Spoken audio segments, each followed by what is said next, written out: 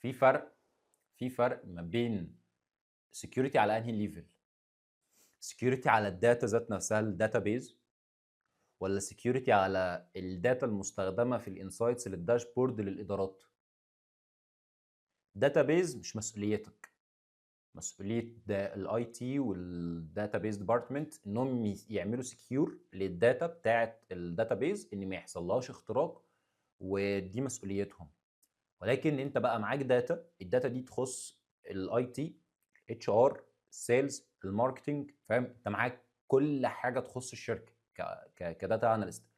فبكل بساطه انت لما تيجي تعرض الداشبورد قدامك اوبشن من اتنين مالهمش تالت، ودي بكل بساطه يعني. يا اما هتعرض الداشبورد بار ال اس وبيج ليفل سكيورتي عشان تعرض نفس الداشبورد بس يوزرز مختلفين بليفلز مختلفه من السكيورتي او ليفل مختلفه من الفيو، وده الحل الاول.